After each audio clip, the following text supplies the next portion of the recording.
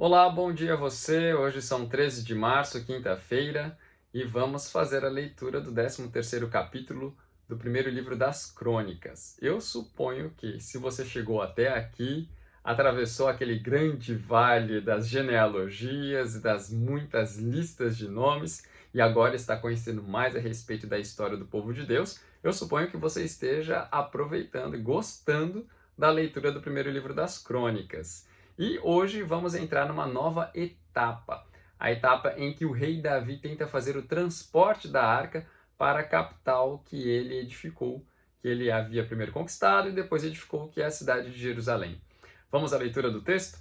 O texto nos diz assim: Consultou Davi os capitães de 1000 e os de 100 e todos os príncipes, e disse a toda a congregação de Israel: Se bem vos parece, e se vem isso do Senhor nosso Deus, enviemos depressa mensageiros a todos os nossos outros irmãos em todas as terras de Israel, e aos sacerdotes e aos levitas com eles nas cidades e nos seus arredores, para que se reúnam conosco. Tornemos a trazer para nós a arca do nosso Deus, porque nos dias de Saul não nos valemos dela. Então toda a congregação concordou em que assim se fizesse, porque isso pareceu justo aos olhos de todo o povo. Reuniu, pois, Davi a todo Israel, desde Sior, no Egito, até a entrada de Amate, para trazer a arca de Deus de Kiriat Jearim. Então Davi, com todo Israel, subiu a Baalá, isto é, a Kiriat Jearim, que está em Judá, para fazer subir dali a arca de Deus, diante da qual é invocado o nome do Senhor, que se assenta acima dos querubins. Puseram a arca de Deus num carro novo e a levaram da casa de Abinadab, e Uzá e Aiô guiavam o carro. Davi e todo Israel alegravam-se perante Deus, com todo o seu empenho, em cânticos, com harpas, com alaúdes, com tamboris, com símbolos e com trombetas. Quando chegaram à eira de Quidom, estendeu Uzá a mão à arca para a segurar, porque os bois tropeçaram. Então a ira do Senhor se acendeu contra Uzá e o feriu, por ter estendido a mão à arca, e morreu ali perante Deus. Desgostou-se Davi, porque o Senhor irrompera contra Uzá, pelo que chamou aquele lugar Pérez Uzá, até ao dia de hoje. Temeu Davi a Deus naquele dia e disse: Como trarei a minha arca de Deus? Pelo que Davi não trouxe a arca para si, para a cidade de Davi, mas a fez levar à casa de Obed-Edom, o geteu. Assim ficou a arca de Deus com a família de Obed-Edom 3 meses em casa, em sua casa. E o Senhor abençoou a casa de Obed-Edom e tudo o que ele tinha. Este texto, que começa com um plano bom, culmina não, né? Passa para uma festa maravilhosa e termina numa situação extremamente triste. Há uma progressão aqui interessante, né? Porque Davi começa consultando os capitães do povo quanto à ideia que ele tinha de trazer a arca para a sua capital, Jerusalém. Davi consultou o povo, mostrando que ele não era um tirano, não era alguém que tomava decisões por si só. Mas ele queria consultar o povo não simplesmente para saber se a ideia era boa, mas para saber se a ideia procedia do Senhor. Olha o que nos diz o verso de número 2. Se bem vos parece, e se vem isso do Senhor nosso Deus. Ele queria saber se de fato procede de Deus essa ideia de trazer a arca para a cidade, para Jerusalém.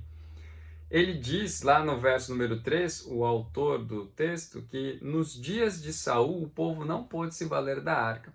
Você deve se lembrar das leituras que já fez lá no primeiro, no segundo livro de Samuel, que Saul quis usar, manipular a arca do Senhor, levando-a para a batalha, porque ele pensava que se a arca que representa a presença de Deus estiver no meio do arraial, no meio do acampamento, que está com o exército de Israel, então o Senhor estará conosco e nós venceremos a batalha. Saul, ele foi imprudente. ele quis usar Deus como um amuleto, como um objeto que desse sorte para Israel na batalha. Mas Deus não pode ser manipulado, por isso Deus fez com que o povo de Israel perdesse a arca. E a arca foi parar na mão dos inimigos de Israel. Depois a arca foi recuperada, porque Deus amaldiçoou os inimigos de Israel por terem sequestrado a arca. Todavia, o povo não poderia fazer aquilo que o texto nos diz nos versos adiante, porque diante da arca do Senhor o nome dele era invocado, e o povo não pôde fazer isso durante o período de reinado de Saul. Então agora Davi quer que todo o povo possa, diante da arca do Senhor, invocar o nome dele. Por isso ele teve essa intenção de levá-la a Jerusalém. Não foi simplesmente para consolidar o seu domínio, mas foi para unir o governo de Deus com também a adoração ao próprio Deus. O texto continua, porque houve aprovação, sim, de todos que consideravam isso como sendo uma ideia vinda da parte de Deus. E aí, o verso número 5 nos diz que Davi conseguiu reunir todo o povo. E olha que foi um número grande de pessoas. Lá no segundo livro de Samuel, se não me engano, é que diz que eram aproximadamente 33 mil homens. Já o autor de Crônicas, ele diz que reuniu pessoas desde Sior do Egito até a entrada de Amate. É como se comparecessem pessoas que moram desde a margem direita do rio Nilo, lá no Egito, até o norte, lá na região do Líbano. É uma área de extensão grande para a época, né? Então, homens de todas essas regiões, que eram também do povo de Israel, compareceram à ocasião. E diz o texto que, verso número 6, então Davi com todo Israel subiu a Baalac, isto é, Criat Jearim, que está em Judá, para fazer subir dali a arca de Deus, diante da qual é invocado o nome do Senhor, que se assenta acima dos querubins. Vocês podem perceber aqui aquilo que eu havia mencionado, o texto nos diz que era diante da arca de Deus que o povo adorava ao Senhor, invocava o seu nome. E não era possível fazer onde ela estava, em Kiriat Jearim. Portanto, levando-a a Jerusalém, onde o povo se reuniria, o povo poderia fazer isso daí. Isso nos mostra que sim, era da vontade de Deus, era da vontade do Senhor que a arca fosse para Jerusalém.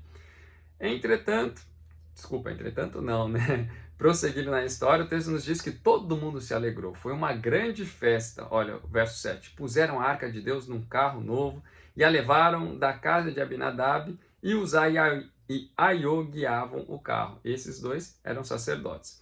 Davi e todo Israel alegravam-se perante Deus. Estava sendo uma grande festa porque agora sim o povo poderia prestar culto a Deus num lugar onde estivesse a arca, onde Deus fazia representar a sua presença. Mas você, leitor atento, deve ter percebido que há um erro aqui. Não um erro do texto, mas um erro da parte do povo de Israel, chefiado por Davi. O verso de número 7 nos diz que o povo pôs a arca de Deus num carro novo, é um carro de boi.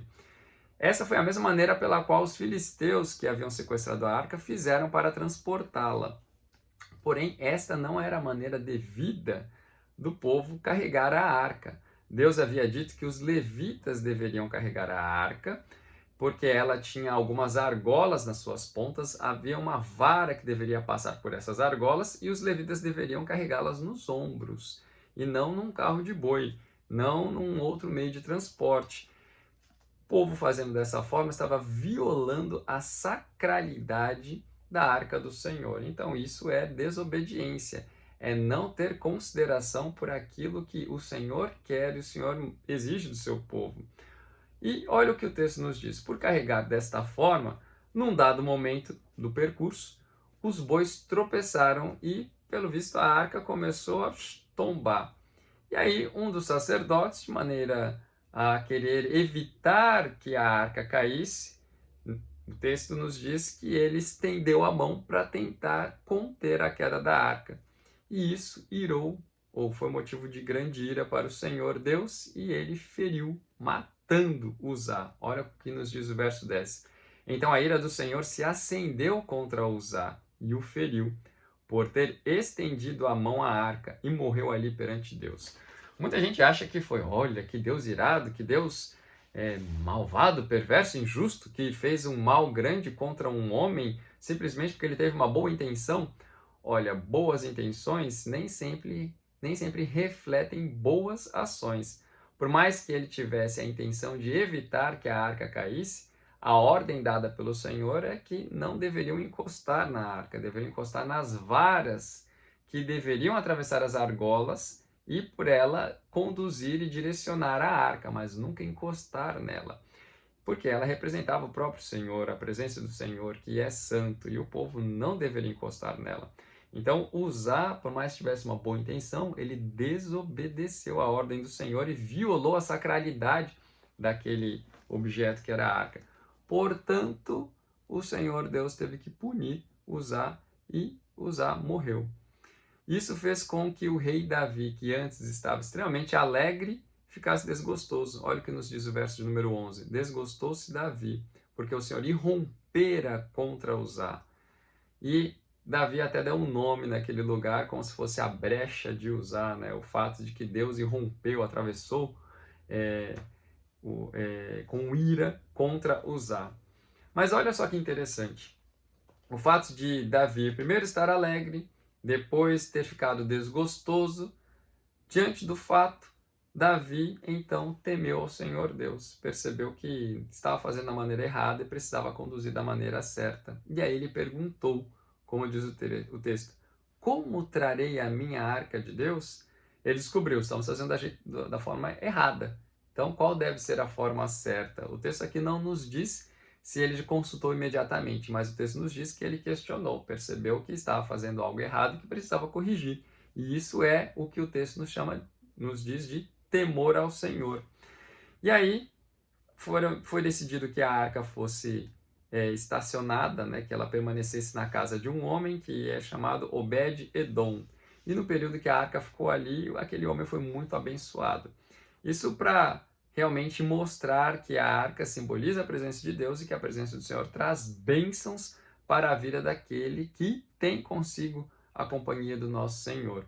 E também para afastar a ideia de que a arca pudesse ser amaldiçoada e aquele que fizesse alguma coisa na direção dela pudesse sofrer severa sanção. Não, a arca, ela em si não amaldiçoa, mas o Senhor, ele puniu aquele que agiu de maneira desrespeitosa, violando a sacralidade da arca. E, pelo contrário, né, ao invés de ser algo que pudesse ser ruim, a arca, na realidade, trazia bênçãos para o povo, inclusive dessa maneira aqui que foi concedida a Obed-Edom. Olha, é interessante vermos que tudo aquilo que fazemos para o Senhor não devemos fazer conforme o nosso próprio coração, conforme a gente acha que é legal ou bom. Nós devemos fazer conforme a vontade prescrita do Senhor nosso Deus. Isso nos mostra que quando vamos dedicar culto a Deus, não podemos fazer simplesmente aquilo que está no nosso coração, não podemos dizer simplesmente aquilo que está no nosso coração, mas devemos saber antes se o Senhor Deus quer receber aquilo que temos a oferecer. Porque muitas das vezes nós vemos por aí pessoas que dizem que oferecem um louvor, uma adoração extravagante. Mas será que o Senhor Deus requereu de nós adoração extravagante? Algumas pessoas pensam que podem cultuar o Senhor Deus da maneira que bem entendem, por meio de dança, por meio de apresentações teatrais, mas será que o Senhor Deus requer isso de nós? Quando vamos prestar culto a Deus, não vamos fazer simplesmente para a nossa satisfação, mas nós vamos antes satisfazer a vontade de Deus, e a nossa satisfação deve estar em agradar primeiro o Senhor nosso Deus. Se você vai dar um presente de aniversário para alguém, você procura dar aquilo que sabe que vai ser agradável à pessoa. Nunca vai oferecer aquilo que é agradável simplesmente para você, mas vai agradar a quem você está presenteando. E o culto nós oferecemos a Deus, e fazemos isso porque o Senhor é digno do culto. E de que maneira podemos louvá-lo? Da maneira que corresponde àquilo que de fato é o Senhor. Se o Senhor é grande, temos que exaltar a grandeza do Senhor. Se o Senhor é bom, devemos dar graças pela bondade do Senhor. Se a palavra de Deus nos diz que Devemos adorar o Senhor com cânticos, com hinos, então vamos fazer desta forma. Se a palavra de Deus nos diz que com oração também de exaltação ao Senhor fazemos aquilo que é devido a Ele, então vamos exaltá-lo desta forma. Porque se fizermos diferente, estamos violando, sim, aquilo que deveria ser santo, o culto ao Senhor nosso Deus. O texto não quer nos trazer más notícias, não. O texto quer trazer antes ao nosso coração um princípio bom, que é do temor ao Senhor. E nós veremos amanhã no capítulo 14 que a situação muda. O fato de ter um revés na sua história, na história do seu reinado, não quer dizer que Davi não era um escolhido, não quer dizer que Davi foi de todo ruim, pelo contrário. Isso foi só um revés na sua história. O capítulo que nós veremos amanhã mostra que Davi teve a aprovação da parte do Senhor e que isso se manifestou por meio de bênçãos. E depois, no capítulo 15, nós veremos que, finalmente, da maneira correta, Davi transportou a arca e conseguiu introduzi-la na cidade de Jerusalém. Falei rápido, né? Eu acho que estou um pouco acelerado hoje.